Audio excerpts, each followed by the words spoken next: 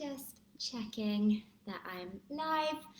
I'm doing this from my laptop today, and I normally do it on my phone, so it's a little different with the angle of the camera. So if anyone's joining me live, I'd love to know that you can hear and see me well. Let me just see if I can go out of this screen. Nope. So I can see that. Okay, well, hopefully you can hear and see me well. And hi, happy Wednesday. Hope you are having a great day. So the title of this video, which I've shared that I would be, oh, cool, Sarah, awesome. I'd be sharing with you today is how to effectively manage stress. And I have quite a few things that I want to share with you on this subject. As a yoga teacher for, goodness, how long? Like 20, no, it can't be, 15 years.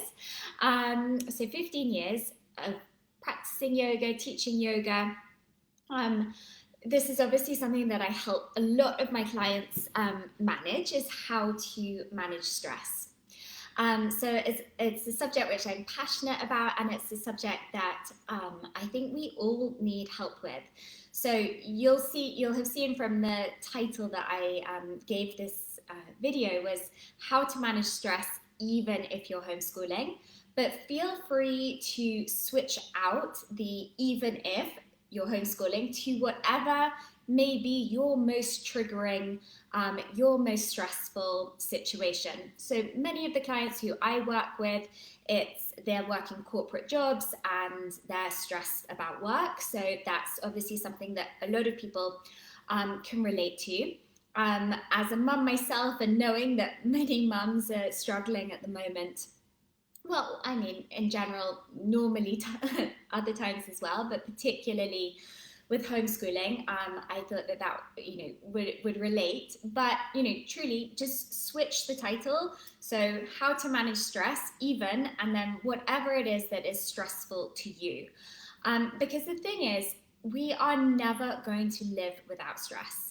I mean, unless we make the decision to move to a monastery in the middle of the Himalayas and, live an idyllic lifestyle like that. I mean, that's obviously a choice that's open to us, but I think is probably not a choice that many of us are going to make. So the reality is that if we are going to continue to live, within society and within, the Western world and the modern world, we are all going to encounter stress. And so it's about how we manage that stress more than trying to imagine ourselves in this perfect scenario where we never are around stress. So with that, it's the how do you cope with it? How are you able to stay strong, to stay centered, to be non-reactive or less reactive when you are triggered? And that's what I really want to share with you today. So I want to just be honest that some of what I say may sound a little bit tough. It may sound a little bit like, tough love. And I just want to be honest with you and say that this is the medicine I take for myself. And I am not perfect at it. I am far from perfect at it. But what I do is I attempt to do my best. I attempt to make shifts and changes. I don't just lie down and go with how things are if things aren't going the way that I want them to, because I know that I'm the master of my destiny. I know that only I can make changes to my life to be better, to be how I want them to be. And so if at any point of this you're feeling like, who's she to say this or anything like that, please know I am not suggesting that you need to be perfect at it. And I am not. It is just what I practice. And what I believe that, if you were to practice it too, you would have advantages in your life, and you would feel that you have more autonomy over how things turn out. I've just got notes to my side, so if you see me looking to my side, that's what I'm looking at. So what I would love to start with is how you start your day. So I want you just to think for a moment, how do you normally start your day? When you wake up, what happens? Well, first of all, how have you woken up? Have you woken up because of your kids? Have you woken up because of your pets? Have you woken up because of your alarm? Have you woken up because I don't know what? But how have you woken up? And what state are you in when you wake up? Is it like busy, hectic, go, go, go? Is it calm? Do you have time? Like, how is it? What I would love to suggest that you do, and what I do for myself, is to start my day with intention. Start my day with intention. So the first thing that I do before I even get out of bed is I just run through a quick list of things that I'm appreciative of, that I'm grateful for. So, the one which is always top of my list is I'm grateful for this warm and comfortable bed. Which I don't want to get out of, but I'm going to. That's always top of my list, because it's like, oh, this is just so heavenly. But, taking that moment to appreciate, I've got a warm and comfortable bed, and, I'm so lucky to have this. And then I just run through some other things. I try to do 10, just quickly in a minute. Just really simple things. I'm grateful for the heating. I'm grateful for the fresh water that I have access to. I'm grateful for the hot water that I have access to. I'm grateful for my kids sleeping through the night. Whatever it is, just run through that list of what you're grateful for. Literally in a minute. So that's already setting your intention for the day, of like, you're starting, with a positive frame of mind. And then starting to think about, okay, well, if I was to have the best day ever, what would that look like? So starting to think about, okay, this is what's happening today. Like, I sometimes have to remind myself first thing in the morning what day it actually is. So I'm like, okay, today is Wednesday, and I've got this and I've got that. And, in my mind's eye, I just like run through what would be best case scenarios, like how would they work out the best that I could hope them to. And the point of this is that we are vibrational beings. We are vibrational beings. We are made of energy. Everything is energy. And so what we give out is what we attract back. Now, let's say that you are that homeschooling mum, or let's say you are the corporate employed person, with a boss that you don't like, or whatever it is. What you put out is what's going to come back towards you. And I don't mean that like in a really scary kind of way. Like, we all have thoughts, it doesn't work immediately, but the ones that we constantly have, those create our beliefs. Our belief is simply a thought that we have regularly, a thought that we have often. And so if what we are attracting in our lives, maybe that's, children which are tricky, or a boss who doesn't praise us, or whatever it is, I encourage me and you to look at what we're putting out there. Are we already coming with a mindset of, this day is going to be awful, and my kids are going to be a nightmare, and I freaking hate homeschooling, and going off in that direction? Because I can assure you that with that kind of mindset, well, it's definitely not going to help you. And so remembering that everything is energy, and that what we put out comes back to us. So let's put out the most ideal scenario that we can, so that hopefully that's what we receive back. And our beliefs are activating. What we believe is what we activate within us. And there's this great quote from an author. I'm probably talking too fast. From an author, Napoleon Hill. He wrote a book called Think and Grow Rich. Not grow rich as in like financial richness, but rich in terms of the richness of life. And he says, whatever your mind can conceive and believe, it can achieve. Whatever your mind can conceive and believe, it can achieve. And so if we're thinking, this is going to be a wonderful day, I'm going to connect with my kids, I'm going to get that piece of work done that I've been meaning to do, I'm going to eat really well, I'm going to drink my water, I'm going to, you're just going through like quickly, because, it doesn't have to be long, but just quickly going through ideal scenarios, then that you are creating that visualization that your brain is then like, that's what it's going to help you to play out. So, it's something that sports players have used for, decades to help them to be, the best that they can be. So visualization is really, really powerful. And like, I don't think it has to be anything fancy, and I don't think it has to take a long amount of time. But I do think that just spending a couple of minutes just to map it out really, really helps.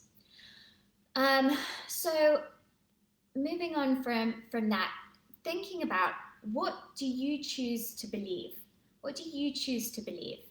So I'll remind you of that quote from Napoleon Hill: whatever your mind can conceive and believe, it can achieve. So what do you choose to believe? And then insert about your kids, about your work, about your boss, about your health, about what's happening in the world, whatever it is, what do you choose to believe? Because that belief is activating your reality. What do you choose to believe about?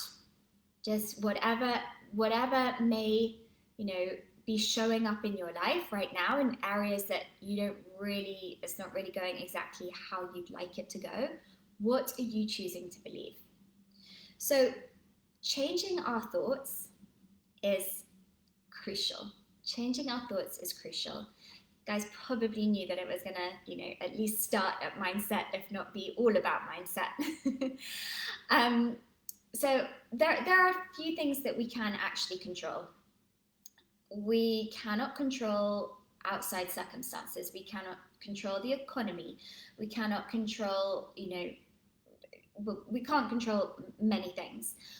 But there are 3 things that we do have choice over, autonomy over, and they are the thoughts that we think, the images that we visualize, and the actions, aka the behaviors that we choose to take. The thoughts that we think, the images that we visualize, and the actions that we take. So you may have heard me talk about this before, a book by Jack Canfield, The Success Principles. It's a fantastic book, and in there he talks about E plus R equals O. Event plus response equals outcome. Event plus response equals outcome. So of that, what are we in control of? What do we have choice over? We don't have control over the event. Sometimes we have influence over the event, but 9 times out of 10 we don't have control over the event. What we have choice or control over is our response. Now sometimes it doesn't feel like we do, but we always do. We can choose how we respond, and how we respond is going to change the outcome. So event plus response equals outcome. How we choose to respond to an event is going to change the outcome.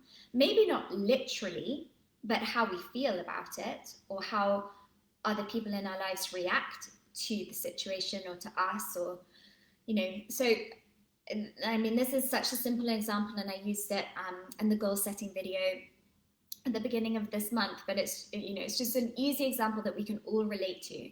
So you have the event of a traffic jam. You have a choice over how you respond. I know we're not really stuck in traffic jams right now, but if you can go back to a time when such a thing existed, you've been stuck in a traffic jam, I am sure, and you have a choice about how you respond to that event. You can sit in the car and swear and honk your horn and get in a stew about it, and etc., etc. Or you can respond by being like, okay, well, how can I best use this time? Can I make some phone calls that I've been meaning to make? Can I listen to a podcast that, is going to be uplifting and educational, or whatever it is? How can I best use this time? That's going to change the outcome, meaning how you arrive at the destination that you were aiming to get to how you arrive at that destination is going to be completely different. You're either going to arrive feeling calm, like you had a good time, that you used the time to the best of your ability, or you're going to arrive at that destination feeling stressed, feeling angry, being pissed off about the traffic, etc., etc. So we don't have control over the event, but we have control over how we respond, and that will change the outcome. Really, really powerful. So it's about not playing the victim to life, but knowing that to have the wisdom, as the Serenity Prayer from AA says, to have that wisdom to understand what we can and what we cannot change, and to surrender to what we cannot change, and to be mindful about the things that we can change. So really powerful concept from Jack Canfield, which I love. And he says from that book, whilst we cannot always control the situation, we can always choose our response, which will change the outcome. And so going back to the three things that we have control over: the thoughts that we think, the images that we visualize, and the actions that we take, aka our behaviors. So the thoughts that we think. So I've already touched on this a little bit, like, how we choose to start our day, what we're choosing to think about our kids, our boss, our work, our home, whatever it is. So choosing to find the positive, again, is always a choice. Always a choice. There will always be negatives to look for. And, I'm sure you can think of someone in your life who maybe has that attitude of glass half full compared to someone who has the attitude of glass half full. Half empty, half full. You know what I mean? The people who take a negative view on life. And, maybe you notice it's not really nice spending a lot of time with them. Maybe you don't enjoy having conversations with them. Maybe you don't want to be around them so much because it's not pleasant, it's not uplifting to be around that energy. So choosing to find the positive, giving gratitude, giving appreciation, and just looking for the good, remembering, you take the example of our kids, for example, rather than criticizing them, how can we praise them? The same if it's a co-worker who you're struggling with, or your boss who you're struggling with. Look at how you can, have positive interaction with them rather than it always be negative interaction. Looking for the opportunities to praise and to be joyful and to, let them know what's working, what you think they've done that is good. Too often, especially as mums, too often I think that we forget when they do something that we're like, yes, that's brilliant, thank you for doing that. We forget to say it, we don't acknowledge it, and just reminding ourselves, how many words out of our mouths are positive compared to negative, nagging, do this, do that, etc., etc. Let's see if we can readdress the balance, and then let's see if what comes back to us changes. It will. The images that you visualize. So like I talked about, how do you want the day to go? And, running through it like an ideal situation, this is what would happen. And then also being really mindful about what you read, what you watch, social media and things like that. Like, seeing, maybe someone having a perfect, it seems perfect, I'm sure it's not, but having like this perfect life, how does that make you feel? Does that make you feel good? Does that help you, or does it not? And again, you have choice over that. You have choice over these things that maybe pull you down. So just looking at that, being aware of that, being aware of what you watch on television, what movies you choose to watch, all of those things, they're going to affect your energy. Remembering that everything is energy. How do you want to show up? How do you want to feel? For me, I only want to surround myself with uplifting conversations, uplifting things that I'm going to take in audibly, visually. I'm not going to have negative conversations. I'm not going to watch the news. These are choices. These are things that I choose because they help me to stay in a better frame of mind. And for me, how I view myself in the world is to be an uplifter. I don't want to pull people down. I want to lift people up. And I can only do that if I'm helping myself to do that too. So it's what I choose. I don't want to gossip. I don't want to complain. I don't want to watch things that scare me or frighten me, that I have no control over. Now, of course, it's different if it's things that I can have control over. That's when obviously I do need to, pay a little bit of attention, because if they're things that I can change and I have influence over, then maybe I do need to, get a little uncomfortable, be a bit out of my comfort zone. But if it's things that I can't control, I'm not going to waste my time on it. So there's just no point. So, things that uplift you, things that support you, reading self-development, listening to self-development, watching, funny comedy programs. I am obsessed with Schitt's Creek at the moment. Oh my goodness. Tell me in the comments if you guys have watched Schitt's Creek. It is so brilliant. It's on Netflix. There's my big mug again, Valerie.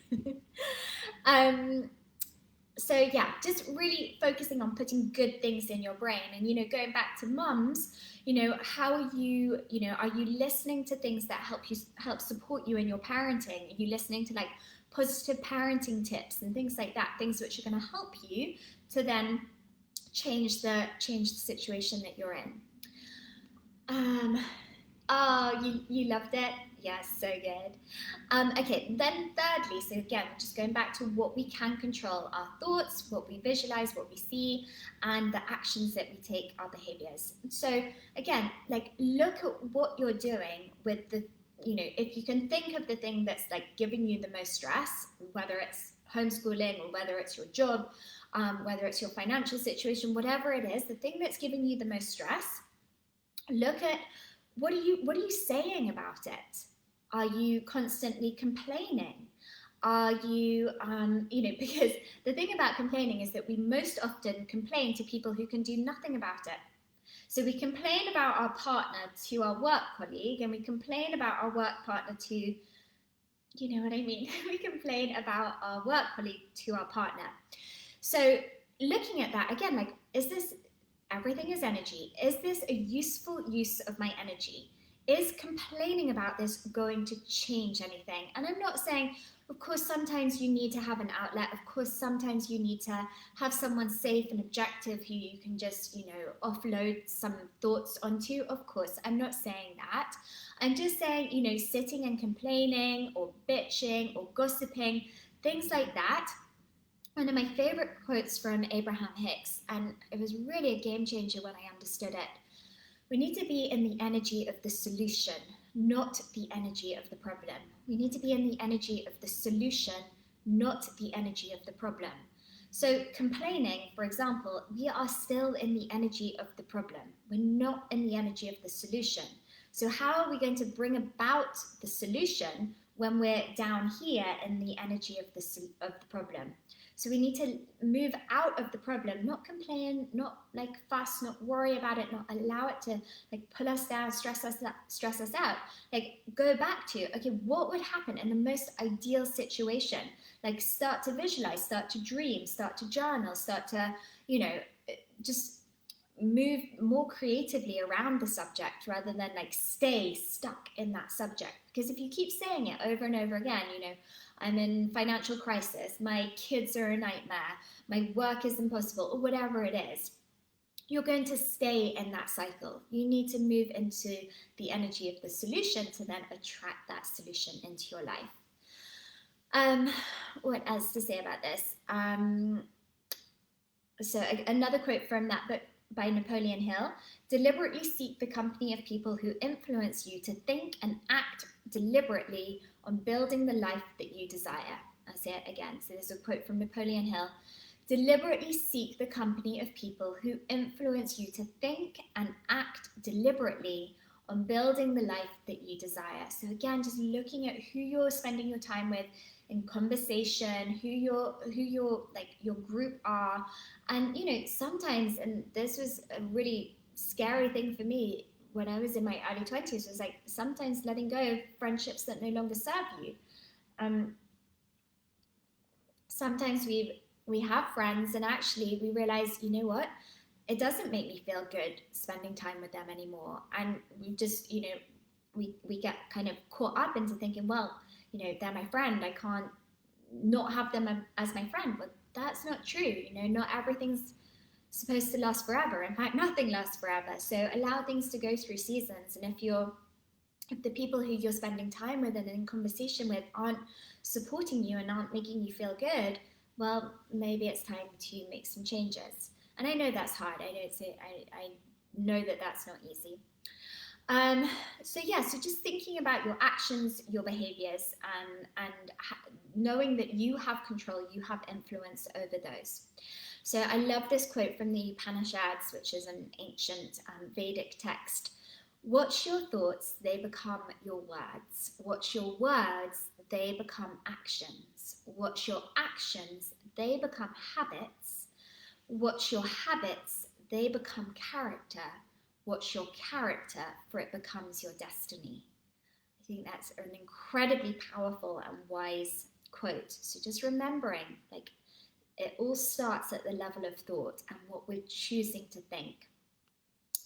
So if we don't like what we're experiencing, we have to change our response to it. Like I said from Jack Canfield's quote, we need to change how we're responding to the event, to the situation. And remember, if you keep doing what you've always done, you're going to keep getting what you've always got. So you need to do something differently to get a different result. Like, moving out of the energy of the problem and being in the energy of the solution. So one last thing that I want to share before I get into actual practical tips, not just the mindset side, is something that I constantly remind myself of, which is there are limitless possibilities. Limitless possibilities, like infinite number of possibilities. And sometimes when we're stuck in a problem, we can only think one way, and we're not aware that there are so many other options. And the moment we open our mind to that, then magically things happen, things change. So if you're dealing with something, like it can be something so simple, like, trying to take the lid off a jam jar or something, and like, I can't do it. You know what we say to our kids? No such word as can't. But think that to yourself as well. So, when you notice yourself being like, I can't do this, or like sinking down, think to yourself, limitless possibilities. There is a way. Or as Marie Forleo says, everything is figure-outable. My girls copy me saying that because I say it to them often. Everything is figure-outable. That's a book by Marie Forleo. It's fantastic. I recommend it. She reads it on the Audible version. It's really fun. Okay, so more practical tips. So that was all mindset. So more practical tips about how we can manage stress. But truly, our mindset changes everything. So that is big work to be done if you're finding yourself in a state of stress. Really working on that mindset. It will change everything. So I've now got a list of more practical things, like actual actionable things that you can do. Write a list and then choose a couple that you're going to focus on this week, because it's probably too many for you to do all at once. But these are my ideas. These are things that I was thinking about when I wanted to come and chat to you guys about this topic. So these are the more practical list in no particular order. So the first thing is to remember to fill your cup. Now, particularly if you're a mum, this is really important. You can put yourself at the bottom of the pile over and over and over again, and that leaves you in the energy, the space of being a martyr, being a victim. That's not serving anyone. Fill your cup. What does that mean? That means taking care of you. That means mothering yourself. No one else is going to do it for you. I mean, you're lucky if you have a supportive partner, husband, who's, going to do kind things for you, but really it's no one else's responsibility other than your own. And you show your kids a fantastic example by taking care of yourself. So fill your cup, whatever that means. So nourish yourself, write a joy list. A joy list means writing down little things. You can do a list of some things which cost money and some things which are completely free, and make sure that you're doing at least one of them every day. For me, on my joy list is having a hot bath in candlelight with no one disturbing me, watching an episode of Schitt's Creek. That is on my joy list, and that is something that I action every single evening without fail. So what would be on your joy list? Some of those things may cost money, like maybe buying some flowers, or a certain meal, or things are a little restricted now about what we can spend money on, but in normal times, going to the cinema or going to have a massage, having a facial, things like that, and things which are free is like going for a walk in nature, spending time with your partner, having a hot bath, meditating, exercising, having a delicious cup of coffee, reading a book. All these things are things that could be on your joy list, and then just making sure that you do at least one thing from your joy list every single day. That's going to fill your cup, and that's going to, again, influence how you respond to stress. So self-care, and more self-care. It's really so important. And it's not selfish. I know that's often something that people think, oh, I don't have time for it. It's selfish to spend time on myself. It is not, because when you are caring for yourself, when you're looking after yourself, you will show up better for the others around you. No question about it. You're going to deal with that stress better. You are going to be easier to be around. You're going to be more relaxed to be around. Your responses to things are going to be different. So it is not selfish to spend time on self-care. So a morning routine is something that I'm passionate about. I think that it is a really crucial step to helping ourselves to have the kind of day that we want, to start the day on our own terms. And so, whether that's a 5-10 minute morning routine, or whether it's a longer 45-minute 1 hour routine, setting your alarm earlier than when your kids wake you up or when you need to be at work, getting up a little ahead of things so that you can start the day on your own terms. And I'm passionate about a morning routine, and it's something that I'm definitely happy to talk about in more detail. But yeah, just having that time to map things out, to take time to give your gratitude, to check off, what your most important things that you want to achieve that day are, like just to center yourself so that before you start the day and you start to take on everyone else's wishes and demands, etc., you've taken the time for yourself first, so that then again you're going to show up better for those demands, and like it's a real game changer. So yeah, morning routine, so useful. Another thing is exercise. So exercise really helps us to manage stress because it releases adrenaline. When we're stressed, we release adrenaline, and we want to help move that out of our bodies, because anything that gets stuck in our bodies, it will show up as tension, but in time it can also become disease. And so if you look at the word emotion, it literally translates as energy in motion. We need to move the energy through us, and we do that best through exercise. Think about a toddler having a tantrum and how they pound their fists and stamp their feet and they shout. That is a really healthy reaction to experiencing stress or experiencing something that they don't want. If they've been told no to have a cookie or whatever, that is healthy. That tantrum is healthy. What we do as adults is not healthy. What the toddler is doing is it is moving that energy through them, it is getting it out, and then it is moving on. That is healthy. We need to do more of that as adults. Not necessarily have the tantrum, but move the energy through us, not let it get stuck within us. So yeah, exercise, get the heart rate up, sweat a little. It can be 5-10 minutes. It can be putting some music on and dancing around the room with your kids. It can be, going for a run outside, with your kids. I think walking for them normally seems a little bit boring, but you could make a little course. If you have some outside space, you can make a little course outside. There are lots of ways that you can move your body without dedicating too much time to it. HIIT exercises, HIIT, high interval intense training. I've got that the wrong way around, but HIIT training is really, really effective.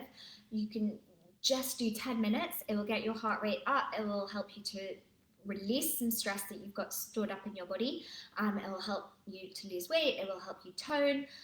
So I just can't recommend more just committing to some form of movement every single day. And then also, you guys knew that I was going to say this, I'm sure, looking at the foods that we eat. So foods that nourish us, that help us to feel more grounded, to feel more balanced, rather than eating, too much sugar and too much caffeine. Those two things in particularly, they will affect our state. They will affect how we react to things. So and they also will, well, especially coffee, it will raise our cortisol levels, which if we're stressed, our cortisol levels are already raised. So we don't want to add to the fire. We want to help tamper down the fire. So foods that are going to help us to feel balanced, to help us feel calm, and give us really good energy as well. That's crucial, because moving on to sleep, you know that you react to things completely differently when you're tired compared to when you're well rested. Sleep is so important. So if there are things that you need to change about your sleep routine to help you so that, again, you can respond to the stress differently. So looking at your bedtime routine, looking at, whether you're getting too much blue light, looking at, whether you're taking the time to wind down, have a bath, read a book, meditate, things like that. All the things which are going to help you to sleep better. Meditation, for sure, meditation helps us to handle stress better because it teaches us how to be less reactive. And so, again, remember, we're not trying to avoid stress, we're trying to manage stress. And so when we experience it, it's almost like we have a buffer around us, which helps us not to be so drawn into it, and like a cork on the ocean, which is going up and down with the waves. We want to be have our own grounded steadiness. And yeah, sure, we might go up and down a little bit, but we want to be balanced. And so meditation is such an incredible tool to help us to have that more balanced approach. I love the Calm app, CALM, the Calm app. It's £35 for a year. It's 10 minutes of meditation a day, really doable. You can even do it with your kids. They've got kids stories and stuff for kids as well on there. I do also have a free meditation guide on my website, which is breatheeatmeditate.com/meditation for busy people. So that's breatheeatmeditate.com/meditation for busy people. That is a short introduction into meditation that you're welcome to grab. Other things to look at how we can manage the stress better is to play and to laugh and to listen to music, because all these things change our state. All of these things change how we're going to react. So, I'm sure we've all experienced moments of just feeling like everything is heading downhill, the kids are screaming, you're trying to finish something at work, no one's around to help you, you're feeling tired. It's that end of the day feeling. Nothing works better in my experience than putting on a piece of music and changing the atmosphere, putting on some essential oils, putting on some music, and make things more lighthearted. Do some silly dancing that make your kids laugh rather than staying in their strop. Just things that you can do. Remember, be creative. There are infinite possibilities. Don't stay stuck in the same energy. You can change that energy. Okay, almost there. Let go of perfection. Let go of perfection. So you do not need to be perfect. You do not need to make your kids be perfect. You don't have to have your house perfectly clean right now. Look again at the things which are stressing you out and ask yourself, is this really important? For example, if you're always at battle with your child because it doesn't want to get out of its pajamas, ask yourself, is this really important? Do I actually need to force them to get out of their pajamas, or can I just not go with the flow a little bit more? What are you actually resisting? What are you creating more of a problem around than it needs to be? So let go of perfection. I can tell you my house is a mess because it's not what I'm choosing to spend time on. I could choose to spend my time on that, but then it would mean that I don't have time on other things. So again, I have autonomy, I have choice, and I have to let go of the things that I'm not going to be able to do perfectly. And having a super squeaky clean house at the moment is not one of those things. So let go of perfection. And surrendering to what is rather than wishing for things to be different. So, again, notice you caught in that like complaining and caught like wanting things to be different from how they are. Remember, if you can't change it, if you can't control it, surrender. Just go with the flow of it, because you're just wasting energy. Direct your energy to the things that you can control. Don't waste your energy on the things that you can't. And that's where the serenity prayer, I've got it in my notes here, comes in. So the serenity prayer is, grant me the serenity to accept the things I cannot change, courage to change the things I can, and the wisdom to know the difference. It's such a good reminder. So even just starting your day saying that, or like have that up on your kitchen fridge, or have it somewhere that you can see it and remind yourself of it. Because, yeah, no point wasting energy on the things that you can't change. And I've got two last things for you. We're almost there. I hope this wasn't too overwhelming. 40 minutes in. All right, so essential oils. Essential oils are incredibly powerful for helping us to manage stress, because as we breathe in the aroma of the oil, depending on what oil we've selected, it's going to help change the state of our brain. So using something like a citrus oil, which is uplifting, or something more calming like lavender, it will help to influence. Again, we're looking to change the state of things. So, I have my diffuser on in the kitchen all the time. I have my diffuser over here in the studio when I'm working. Really, just helps me to stay uplifted, or to stay focused, or to stay calm, whatever I need more help and support around. So looking into essential oils, for sure, you guys are aware that it's something that I'm passionate about, that I think that there's great value in learning more about using essential oils. And then lastly, and of course I could not mention this, is breath. So I just took one. So our breath is incredibly important, and again will help to influence where we're at with our thoughts, and where we're at with how we're dealing with and managing stress. So if you've ever found yourself in a state of worry or anxiety, you probably have noticed that your breath becomes very shallow. What we want to have is long, deep breaths, because this actually puts us in a different state of our nervous system. Puts us in the parasympathetic side of the nervous system rather than the sympathetic side of the nervous system. And when we're in the parasympathetic side, we are in that like calmer, quieter, more rational side of ourselves. When we're in the sympathetic side, we are really just looking at fight or flight. We're looking to survive. So you can actually like reverse engineer the stress by using your breath. So a really simple technique that we're going to do together now. Literally, it'll take 2 seconds. We're going to breathe in for 4, hold for 4, breathe out for 4. So we're going to do this together. It's just such a useful tool that you can use anytime. Teach it to your kids. Do it together.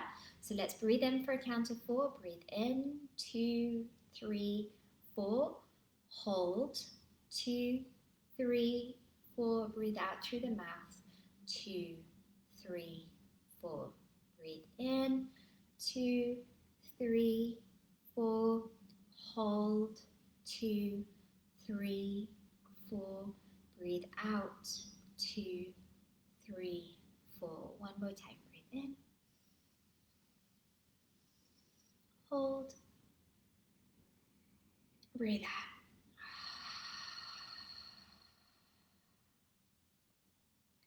So just notice how that has immediately shifted and changed how you feel. Notice that your shoulders may have dropped a little, that you've released some tension. Tell me in the comments if you notice a difference from using that breath exercise.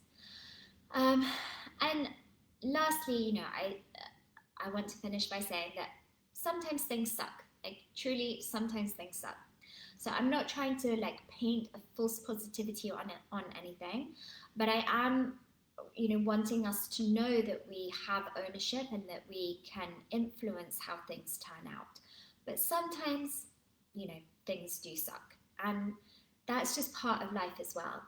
And it was funny because I was thinking about this yesterday, and I was walking and I had a blister, and there was like nothing I could really do about it. I tried to stuff a tissue inside my sock, and like I tried to put the heel down on my trainer and just walk on the back of the trainer, and nothing was working. So like I had this blister, and it was, you know, uncomfortable, and there was pretty much nothing I could do with it. And it made me realize that, you know, sometimes life is painful or the situation is painful, and you just need to keep walking forwards, doing the best that you can, knowing that this too shall pass.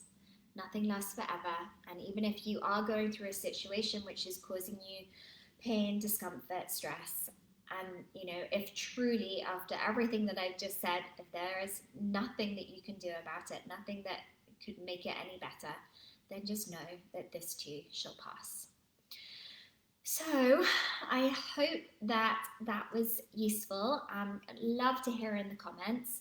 And I wanted to know what you wanted to, what focus you may want for next week.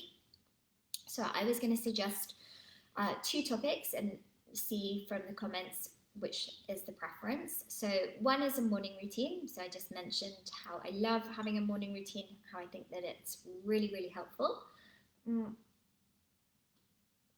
And the second subject is managing sugar. So morning routine or managing sugar. And if you've got any other requests of something that you would like me to help you with, then I would love to. So let me know. I really want this time to be valuable for you. Like, I'm only showing up for you. So if it's not helpful and if it's not valuable, well, then there's no point in me being here. So this is just for you, and I'm here to be of service, and I want to help and make a difference. So let me know. And otherwise, wishing you a wonderful rest of your day. And if I don't see you before, I will see you next week. Take care.